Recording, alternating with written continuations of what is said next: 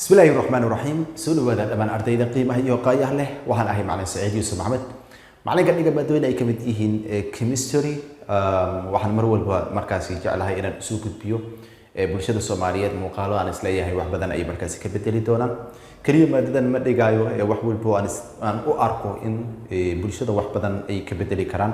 وأنا مركزي صوتي يارينا كاني وحكم هي تحانة مقالة مركزي عن أقول طلع عليه ardayda dhameynaysa fasalada dugsiga sare ee doonaysa in ay markaasi imtixaanka markaasi qaranka ay u fariistaan si maadada ay ugu noqdaan ama ay ugu keensadaan natiijo markaasi aad u sareysa ayna u noqdaan kuwa markaasi fahamsan maadada ayaa markaasi u diyaariyay waxa waaye kaliya imtixaanka kaliya ma ahan oo ardayga form 4 ka kaliya loogu talagelin qof walba oo raba inuu iska dhiso maadadan ومهم مقالة أو تحناها إن مركز أولتا وضع كان يوم مقالة تبانات مقالة تحناها مادة كيمستري فورم 4 كان كهذا لينو وحن وليكو كود جرنا قيبت لو يقانو الكينيس مقالة كان وحن كهذا تونا الكينيس كسيد الله مجعوه حب كلو يقان أيوباك أيوباك أما قاب كلو مجعوه أيوباك أنت أنا الجليل هري وحن أسوق قادنا وحيد هذا الكينيس قاب كلو مجعوه أو كمان كا ما حب كود سيد الله مجعوه يعني كسر شيء كني waxaan dhahnay marka aan si guud u magacaabayno waxa jirto saddex xeer oo anaga aan isticmaalayno saddex xeer oo muhiim ah xeerka koowaad hadii waxa waaye waxaad eegtaa marka hore double bondiga meesha uu yaalo hadii double bondiga kaarboonka koowaad uu ku dhagan yahay waxaad isticmaashaa ama double bondiga kaarboonka uu ku dhagan yahay tirada kaarbooniska uu ku dhagan yahay waxaad isticmaashaa Greek letters tusaale ahaan hadii kaarboonka koowaad uu ku dhagan yahay alpha isticmaal hadii kaarboonka labaad uu ku dhagan yahay beta hadii kaarboonka saddexaad uu yahayna gamma sida daradeed marka alpha beta gamma kaarboonka koowaad labaad iyo saddexaad way kadibna waxaad keentaa number of carbon atoms waxaad gadaalka keentaa y marka waxa ugu horeeyo waa Greek letter ay waxa raacayo maxay number of carbon atoms kadibna waxa gadaalkaga imaanaya maxay y يعني common name markaas marka la magacaabayo qaabkaas loo magacaabo waxa ka horeeyay alkiinka wuxuu yahay in unsaturated hydrocarbon inuu yahay aan soo sheegnay in double bond uu leeyahay ama laba dabar uu leeyahay waxaan kala soo sheegnay in loo qaybiyo laba qaybood symmetrical iyo asymmetrical waxaan dhahnay labada dabar labada dhinac waxa ka jira hadii same ay yihiin waxaan leenahay waa symmetrical hadii laakiin different ay yihiin oo ay kala duwan yihiin mid uu dheer yahay midna uu yar yahay oo kale waxa la yiraahdaa asymmetrical oo waa ka soo sheekeynay qaybta alkeeniska ah oo yani sida common name ka loogu magacaabo iyo waxyaabo markaas la xiriira marka qaybtan waxaan ku qaadan dhigi doonaa waa Ayubag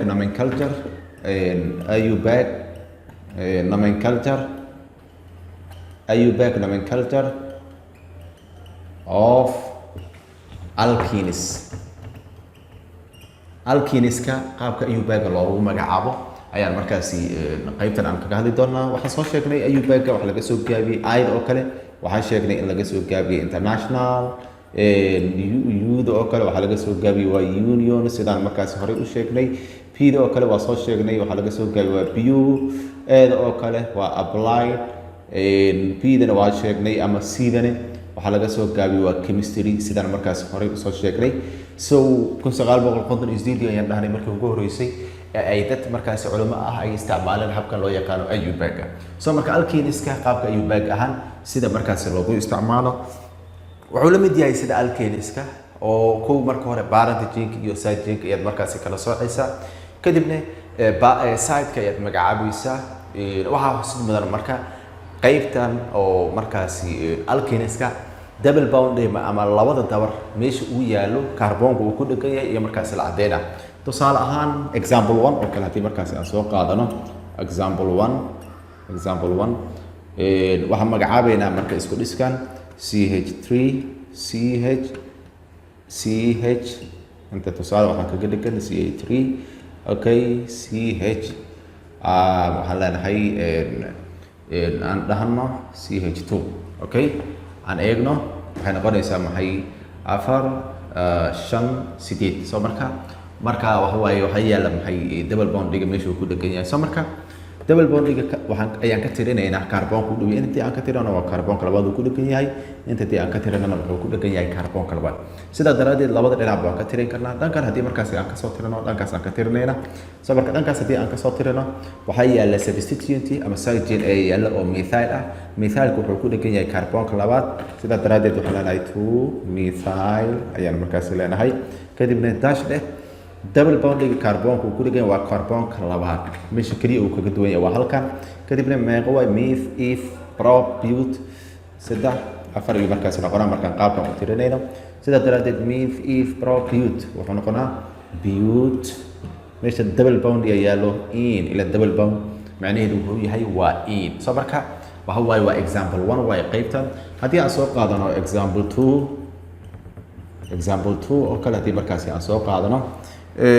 isagu waxaan leenahay tusaale CH3 CH okay oo ku xiran CH2 CH3 okay aan sii wadno marka CH isagana waxaa ku xiran CH3 intana waxaa kaga dhigan tusaale qaybtan okay aan sameyno CH2 CH3 okay inta waxaa kaga dhigan CH intana waxaa kaga dhigan CH2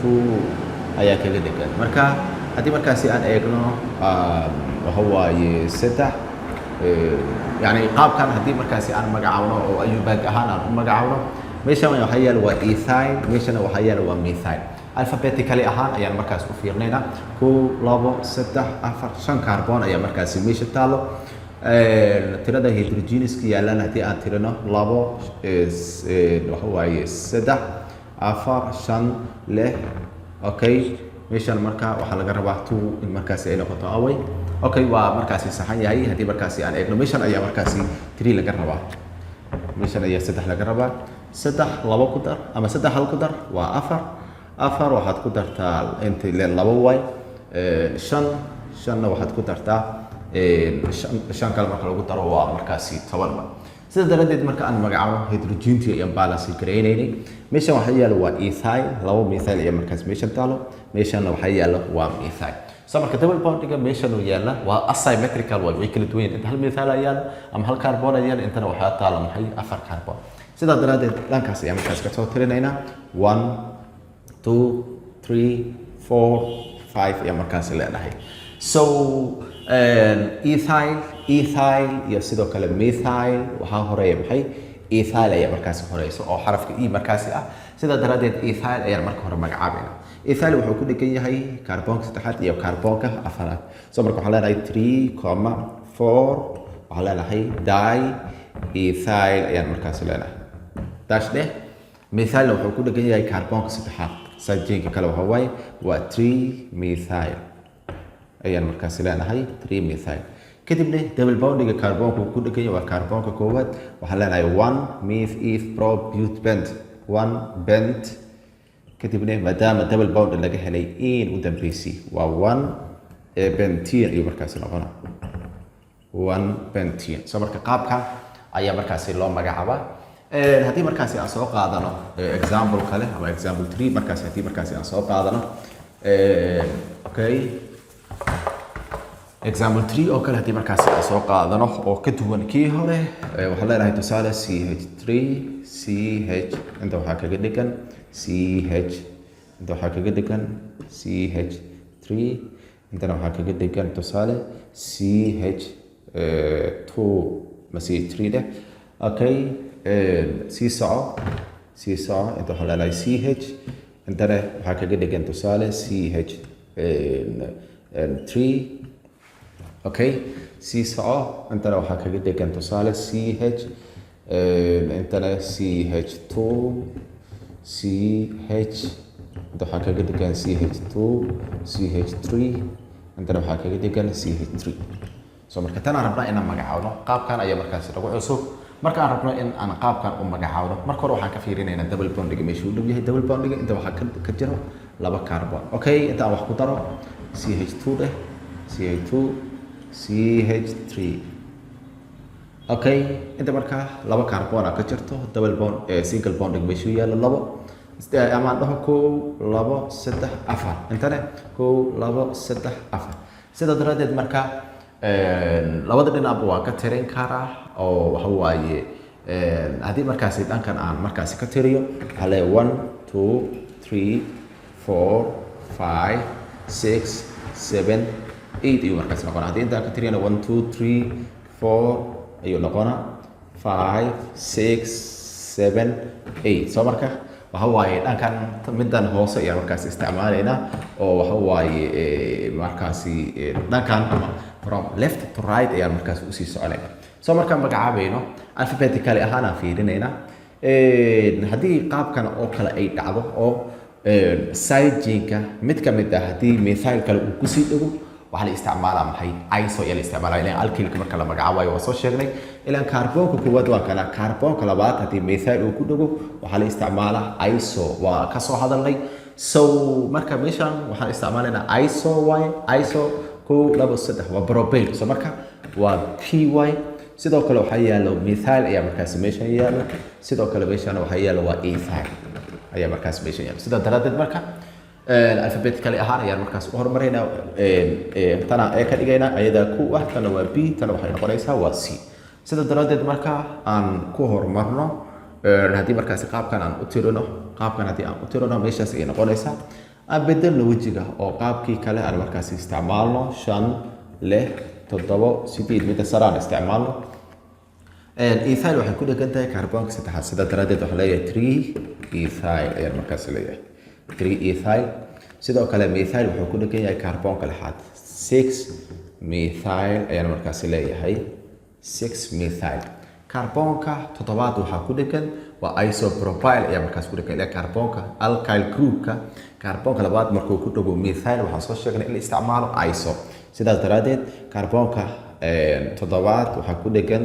isopropyl ayaa markaas ku dhegan isopropyl ayaa markaas ku dhegan kadibna double bondiga kaarboonka ku dhegan waa kaarboonka afraad 4y kadibna inta kaarboon ee taalo waa 8 sidaa daraadeed waxaan leenahay oct ayaan leenahay double bond ayaa markaas meesha jira waxaan leenahay octene ayaan markaas isticmaalaynaa soo marka isopropyl ayaa markaas meesha ku cusub oo ayadu sidej noqotay haddii kaarboonka labaad hal methyl uu ku dhego waxaan isticmaalaynaa maxay iso ayaan isticmaalaynaa waxa waaye marka la joogo maxay sidej markii markaasi ay noqoto way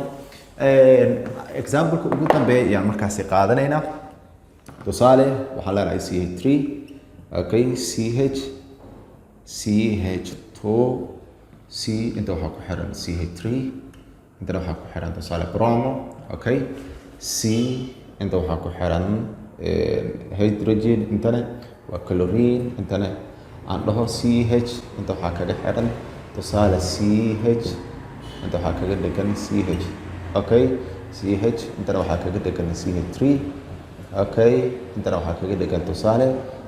ch3 ayaa markaas kaga dhegan c soco ch inta waxaa kaga dhegan tusaale ch2 ch3 okay intana ch2 ch3 ayadii aan magacaabno marka